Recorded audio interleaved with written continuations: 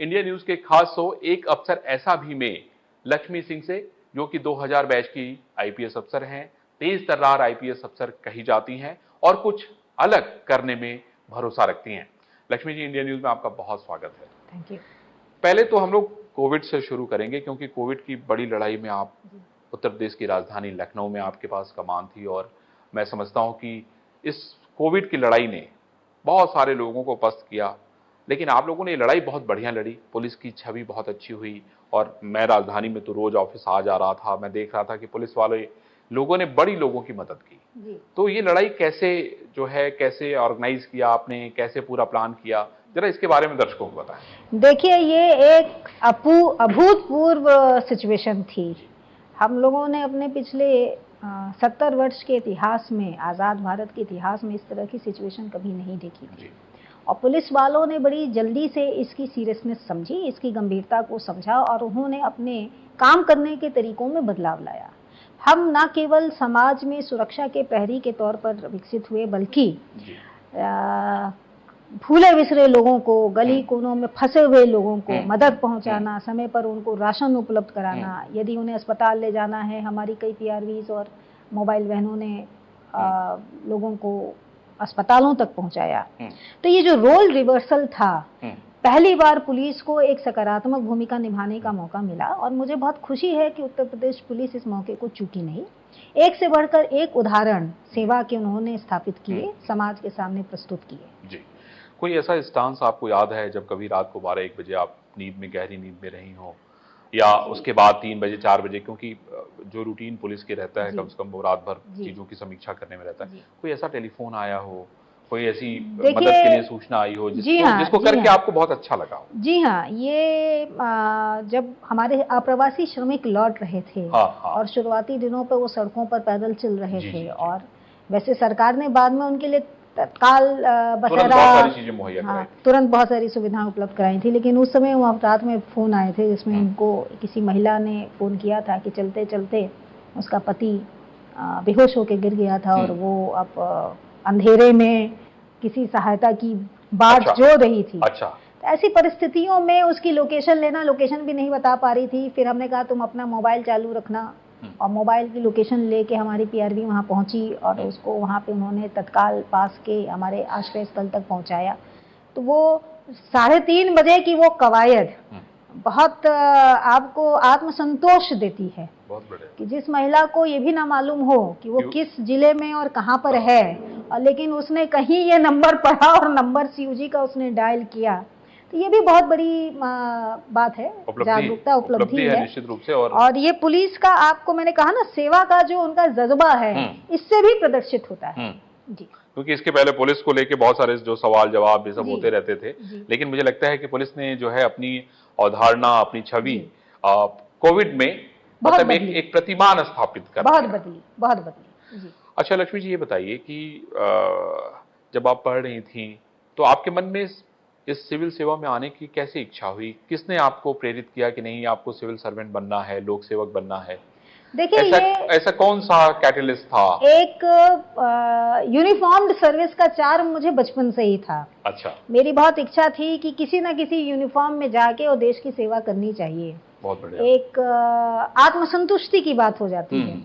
मेरी माँ बहुत स्वावलंबी महिला रही हैं, और उन्होंने हमेशा ये कहा कि हमें जहाँ भी जाए, लेकिन हमारी बेटियों को, वो समाज की अन्य बेटियों को भी शिक्षित करती रहीं। उन्हीं के साथ साथ उन्होंने हम में भी ये संस्कार डाले कि आप जहाँ भी रहें अपने पैरों पर खड़े रहें, किसी पर आश्रित आपको नहीं रहना चाहिए। पिताजी की मंशा थी कि आप पुलिस अफसर बने, और पुलिस अफसर बन के जैसी चीजें हम आम जीवन में देखते हैं, अगर उस तरह की समस्या हम पुलिस में आने के बाद एक की भी रोज पर डे सॉल्व कर पाएं, तो मुझे लगता है कि चैन की नींद सोने के लिए आपको एक मिशन मिल जाता है, एक मैसेज मिल जाता है। पिताजी की इसी बात को मैंने अपने 20 साल के कैरियर में प्रत्येक दिन लागू किया है, और आशा किया है, कोशिश की है कि हम रोज किसी न किसी को कुछ सोल्यूशन अवश्य उपलब्ध करा पाएं, कुछ सहायता उपलब्ध करा पाएं, उसके चेहरे पर कुछ मुस्कान ला पाएं, तो चैन की नींद सोने का अपना आनंद रहता है। आप तो इंजीनियर थी, इंजीनियरिंग करती, अमेरिका चली जाती, फॉरेन चली जाती, मेरे पास जनरल मोटर्स का एक इनविटेशन था, डेट्रॉइट उनकी बहुत बड़ा हेडक्वार्टर है वहाँ पर था। हमारे साथ के कुछ साथी इंजीनियर्स वहाँ जाके फिर बाद में जॉब भी किए। अच्छा। लेकिन जैसे मैंने आपसे कहा, वो मेरा बाय था। मेरी माताजी का कहना था एक कैरियर ऑप्शन ऑल्टरनेट रहना चाहिए। यूपीएससी की तैयारियों में बहुत समय लगता है, लेकिन मेन पर्पस यही था। मेन पर्पस सिविल सर्विसेज था कि आप आए, समाज ने आपको जो दिया है, आपको अपना वो समाज के प्रति, देश के प्रति वो जो कर्ज है उसको उतारने का मौका आपको मातृभूमि में मिलेगा, अमेरिका में बैठ के नहीं मिलेगा। तो आप जब तैयारी करती थी, अभी बहुत सारे लोग आपका प्रोग्राम देखेंगे, बहुत सारे बच्चों का सपना होता है कि नहीं वो लोक सेवा आयोग की परीक्षा को क्वालिफाई करें, तो ऐसे लोगों को आपकी सलाह, क्योंकि अब बहुत सारा पैटर्न चेंज हो गया है, चीजें बदल गई हैं, तो मैं आपसे ये समझना चाहता हूं कि उनके लिए भी कुछ कहिए, जिससे कि जो तैयारी कर रहे हो वो भी आपसे कुछ एडॉप्ट करें। मुझे उनसे सिर्फ दो ही बात कहनी है। पहली बात यह है कि जो किताबों में पढ़ा है वो सब पढ़ते हैं, लेकिन जो आपके इर्द गिर्द घट रहा है, रोजाना जो घटित हो रहा है, आप उसको गंभीरता से देखें, उसके एनालिसिस करें और उस पर बहुत सारा डिबेट करें। अपने साथियों के संग करें, अपने परिवारजन में करें, अपने टीचर्स के संग करें, क्योंकि जब आप जितना डिबेट करते हैं आपको एक ही टॉपिक के, एक ही घटना के बारे में कई पक्ष विपक्ष पता चलते हैं और इसके आधार पे आपकी एनालिसिस कंप्लीट हो जाती है और आप अपनी बात बड़ी सुगमता से लिख पाने में सक्षम होते हैं। और उन सारी चीजों में से कुछ न कुछ ग्रैस्प भी करते हैं। यूपीएससी की परीक्षा में बुकिश नॉलेज टेस्ट नहीं होती है। यूपीएससी ये देखता है कि आप किसी टॉपिक को कितने अच्छे से समझे हैं और उसकी क्या एनालिसिस कर सकते हैं। दूसरी मेरी सलाह यह है कि कभी अपने पर डाउट मत करिए।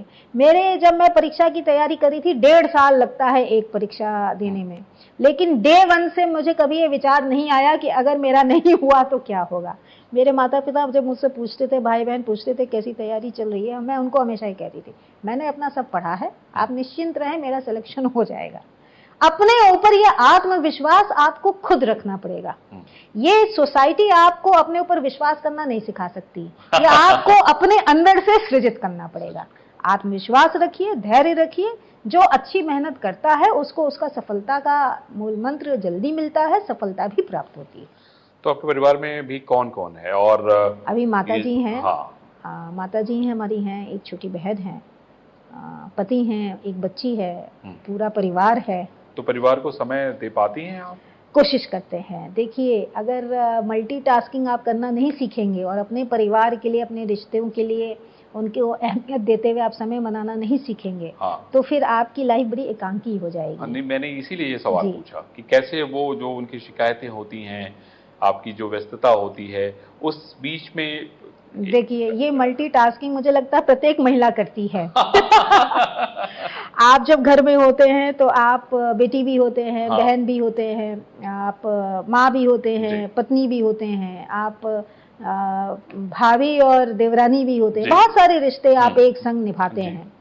लेकिन सभी रिश्तों को अगर आप बहुत सीरियसली रिस्पेक्ट देते रहें, सम्मान देते रहें, तो आपकी लाइफ सुगम बनती है। नंबर 2, मैंने देखा है बहुत लोग आते हैं और काम में जुड़ जाते हैं। काम जरूर करिए, बिल्कुल करिए। जैसे हम जब घर में जाते हैं, हमारे पति भी सेवाओं में हैं, जी। हम जब घर जाते हैं, बैठते हैं, तो हम एक दूसरे का काम कभी डिस्कस नहीं करते। हम घर को में काम नहीं ले जाते हैं, और जब हम बैठते हैं तो बड़ी छोटी छोटी, बड़ी साधारण सी बातों पर चर्चा होती है, बड़े छोटे छोटे प्लान बनते हैं। परिवार के संग जो है, जिस भी दिन समय मिल जाता है, हम त्वरित रूप से कोई ना कोई प्रोग्राम बना लेते हैं। तो यही जो काबिलियत है, एक माँ में गिल्ट फीलिंग जरूर रहती है। आप ऑफिस में आते हैं तो बैक में रहता है कि बच्ची का ये हुआ कि नहीं हुआ। और जब आप परिवार में रहते हैं तो अपने काम के लिए भी आपके मन में बड़ी चिंता रहती है कि ये तो सफर नहीं कर रहा, ये हुआ कि नहीं हुआ। तो ये है। लेकिन हाँ, आज की व्यस्तताओं में सभी को एक मल्टीटास्किंग जरूर सीखना चाहिए, महिला हो या पुरुष। आपकी लाइफ में ऊर्जा तभी बनी रहेगी जब आप अपने सारे रोलों को बराबर बरामद अहमियत देते चलें। बहुत बढ़िया। मुझे ये बताइए, इधर हाल में अगर आप देखें तो महिलाओं पे अपराध को लेकर बहुत सारी चर्चाएं हो रही हैं। आपने भी लखनऊ में बहुत सारे काम ऐसे किए होंगे जिससे कि महिलाओं पे अपराध को रोका जा सके, लेकिन आपको क्या इसके पीछे क्या साइकोलॉजी लगती है? क्या लगता है कि ये अपराध करने वाले लोग, आप देखिए हर दूसरे दिन तीसरे दिन देव को लेकर चर्चा होती रहती है। आज आप लोगों ने इतने बड़े मिशन का उद्घाटन मुख्यमंत्री जी ने किया, उसके पीछे का कारण ये है कि भाई महिलाओं पे अपराध हर हाल में रोका जाए। उसके लिए बहुत सख्त कानून बने, सरकार उसको इम्प्लीमेंट करने की भी कोशिश कर रही है। लेकिन आपको लगता है कि कहाँ क्या ऐसा हो जिससे कि लोगों की मानसिकता में बदलाव आए? देखिए, अब तक जितने भी अभियान चलते थे वो एक्शन ओरिएंटेड होते थे कि आपको हर डिपार्टमेंट को टारगेट दे दिया गया, आप इतना कर लें, आप इतना कर लें, पुलिस है तो आप इतनी धरपकड़ कर लें, आप इतनी जगह पहुंच लें। इस बार के अभियान में जो हम लोगों ने जोड़ा है वो जन जागरूकता जोड़ा है। देखिए, मेरा अपना मानना है कि महिलाओं के प्रति जो भी अपराध समाज में घटित हो रहा है वो चाहे घर के अंदर हो, घर के बाहर हो, उसकी एक सामाजिक स्वीकार्यता आज बन गई है। हम राह चलते अगर हमारी बेटी के संग छेड़छाड़ है और वो शिकायत करती है तो हम उसको बताते हैं कि तुम रास्ता बदल दो, सर नीचे करके चले आओ, भिड़ने की जरूरत नहीं है। अगर हमारे घर के अंदर कहीं किसी का हैरेसमेंट हो रहा है तो घर वालों की वो रहती है ज्यादातर की रिश्तेदार है, बात दबा दो, या ऐसा होता रहता है, चलता रहता है। इसी सामाजिक स्वीकार्यता को तोड़ना ही इस मिशन शक्ति का मेन लक्ष्य है। हमको अपने समाज के कोनों कोनों में सभी बालिकाओं, सभी महिलाओं, सभी बच्चों को ये आश्वस्ति देनी है कि किसी भी प्रकार का हरासमेंट स्वीकार्य नहीं है। ये एक सामाजिक क्राइम है। समाज को एकजुट करके अगर हम इसमें भागीदार नहीं बनाएंगे तो एक तरफा एक्शन से हम इस क्राइम से लड़ नहीं सकते। इसके लिए आप लोगों ने बहुत सारे अभियान भी शुरू किए, ऑपरेशन मजनू हुआ, उसके बाद अभी मुख्यमंत्री जी ने जो ऐलान किया है कि नहीं भाई ऐसे लोगों को चिन्हित करके हम उनकी तस्वीरें चौराहे चौराहे पे लगवाएंगे, तो उसमें किस तरह की प्रगति हो रही है? क्योंकि डर भी कायम करना उतना ही आवश्यक है जितना कि लोगों की मानसिकता में बदलाव। देखिए, ये मैं आपको बता रही हूँ ना, ये जो साइकोलॉजिकल पीयर प्रेशर होता है, समाज का प्रेशर होता है, अब तक क्या होता है, लड़के खड़े हैं और वो क्या करके आ रहे हैं ये घर वालों को मालूम नहीं रहता है। इस बार हमने मुहिम चलाई है कि घर वालों को पता रहे कि तुम्हारा लड़का बाहर गया तो उसने ये किया।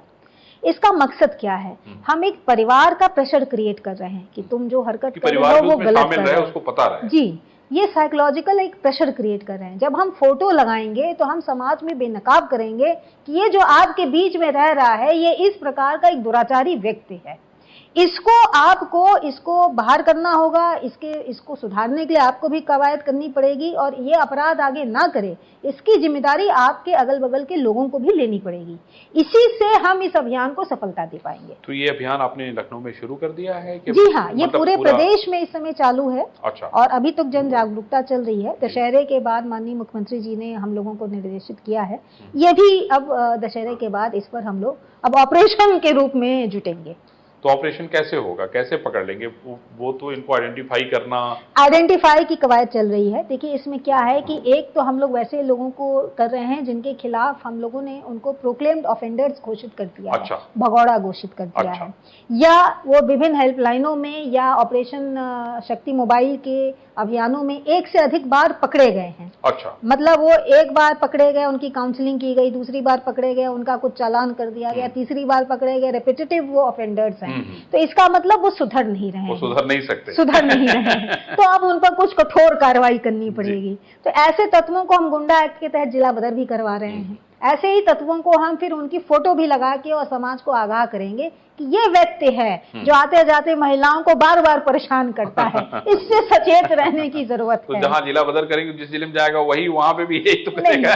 देखिए, आदमी जब अपने घर परिवार से दूर हो जाता है तो फिर अपने को सुरक्षित रखने, अपनी रोटी कमाने, इसके चक्कर में आने वाले दिनों में हम एक सॉफ्टवेयर भी डेवलप कर रहे हैं जिसके माध्यम से अभी क्या है, हमारे पास सभी अपराधियों का ऑनलाइन डेटा उपलब्ध है। अच्छा। लेकिन हम उनको सॉफ्टवेयर के माध्यम से जगह जगह हम ऐसे उनको मुहैया कराएंगे कि जैसे मान लीजिए लखनऊ है, लखनऊ में बाहर से कोई अगर अपराधी इस तरह का आता है, अच्छा, तो रेड फ्लैग सिग्नल जनरेट करे कि ये है महिला अपराधी, महिलाओं के प्रति अपराध में चिन्हित हुआ है। बहुत ही अच्छा। इसका एक ऐप तैयार किया जा रहा है और उसे जल्दी आने वाले दिनों में हम इसको लॉन्च करवाएंगे कि अगर बाहर से कोई अपराधी जी हाँ, तो वो रेड सिग्नल फ्लैग हो, फिर police control integrated command control centre में ये फ्लैग जनरेट हो कि साहब देखिए ये फलाने जिले का अपराधी है, लखनऊ में इसने यहाँ प्रवेश किया है, यहाँ इसका मूवमेंट है, तो पुलिस उसका मूवमेंट चेक करती रहेगी कि भाई वो क्या कर रहा है। उससे होता क्या है कि एक फियर फैक्टर आ जाता है, उसको लगता है कि पुलिस को कैसे पता चला, पुलिस हम पर नजर रख रही, तो अगर अपने किसी काम से यहाँ आया भी तो कम से कम अपराध तो नहीं कारित करेगा, जल्द भागेगा। जी अच्छा, ये बताइए, इतनी व्यस्तताओं के बीच में अपने मन का कुछ काम कर पाती हैं? मैं देख रहा था कि जिस समय आप तैयारी कर रही थी, जिस समय आप सिलेक्शन में थी, वहां पे भी आप बहुत अव्वल थी। जी। बहुत सारे, जैसे आपने बताया कि किताबों का आपको बहुत शौक है, तो ऐसे कौन कौन से शौक हैं जो आप पूरे कर पाती हैं इस व्यस्तता के बीच में? देखिए, शुरू की नौकरी में शौक पीछे छूट गए। फिर सडनली एक दिन रियलाइज हुआ कि हमारी सोच बड़ी नैरो होती जा रही है। इसलिए हमने तय किया कि जिंदगी में अगर सकारात्मक ऊर्जा भरनी है तो किसी न किसी शौक को रखना पड़ेगा। अच्छा। आज की तारीख में हम बहुत पढ़ते हैं, बिना अच्छा। पढ़े सोते नहीं, चाहे जितनी भी रात हो जाए। उसके बाद मेरी बेटी को भी पढ़ने का बहुत शौक है, तो हम दोनों माँ बेटियों की अधिकतर शॉपिंग वो पुस्तक भंडार पर होती है और दोनों बगल में बैठ जाते हैं और दोनों, वो अपनी किताब पढ़ेगी, मैं अपनी किताब पढ़ूंगी। बहुत बढ़िया। हम दोनों पेंट करते हैं। अरे वाह। वो अगल बगल के कैनवस पर पेंटिंग होगी, वो अपना पेंट करेंगे, हम अपना पेंट करेंगे। आप विश्वास नहीं करेंगे कि जब मेरठ में वो दंगे हुए थे, जी, जी। और बहुत, और मैंने उसको कवर भी किया था उन दंगों को, मुझे याद है, बहुत कठिन था। 5 दिन तो हम लोग अपने घर नहीं लौटे थे, लेकिन 5 दिन के बाद आप विश्वास करेंगे, मेरी जो सबसे अच्छी पेंटिंग्स हैं, अच्छा, शिव जी की ट्रायोलॉजी की पेंटिंग है, वो उसी समय की है। तो मुझे लगता है कि जब आपका मन बहुत परेशान होता है तो आप अपने किसी न किसी शौक को अलग से ऊर्जा, तो आपके मन में जितनी नेगेटिविटी होती है वो तुरंत हट जाती है। मुझे बागवानी का बहुत शौक है। मेरी बच्ची रोज मुझसे आग्रह करती है कि मम्मा मेरे लिए मुझे एक चीज कोई बना के जरूर खिलाओ। तो मेरा प्रयास रहता है कि सुबह या रात में कहीं भी एक कोई डिश हम बना के उसको जरूर खिला दें, ताकि उसको ये रहे कि हाँ, माँ के हाथ का खाना हम। तो आपने बागवानी में क्या क्या ऐसा नया लगा दिया इस कोविड काल में? बागवानी में देखिए, हम लोग हमारे घर में गमलों में पूरा हर्ब गार्डन मौजूद है। अरे वाह।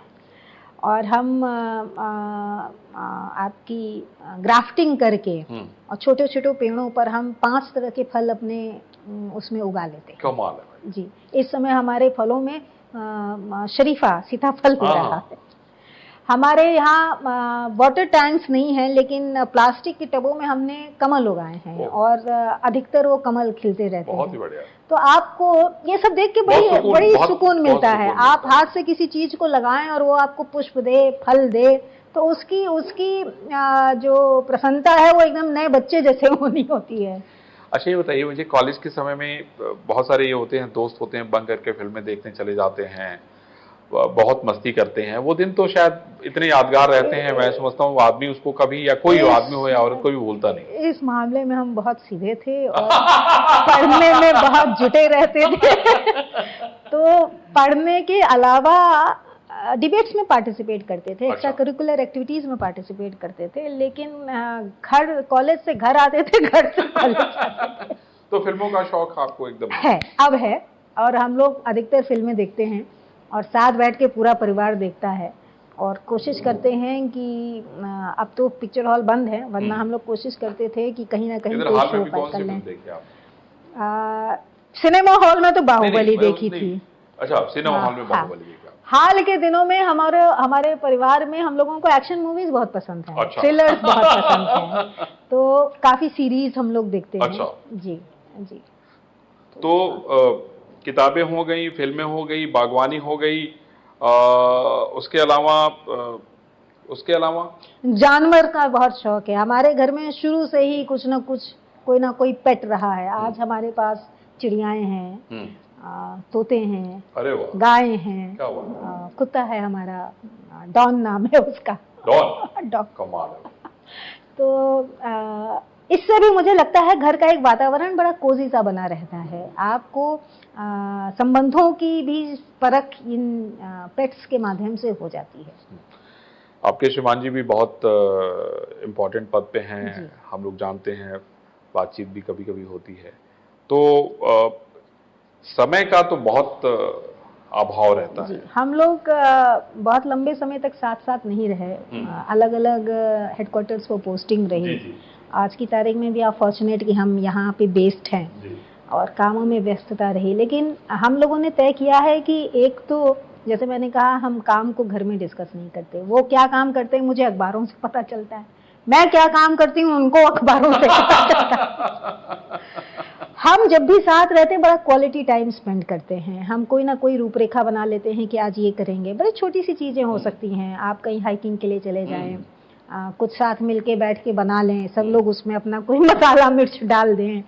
बहुत छोटे छोटे से प्रोजेक्ट होते हैं, लेकिन लाइफ में गुणवत्ता बनी रहती है।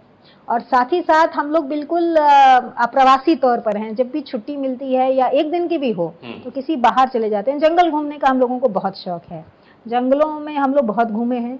कई जगहों पर हम लोगों ने शेर देखे हैं, तरह तरह के अन्य जीव जंतु देखे हैं, तो उससे भी काफी हम लोगों को सुकून मिलता है। नहीं, आपको, आपके परिवार को भी बड़ा पावरफुल परिवार कहा जाता है। अरे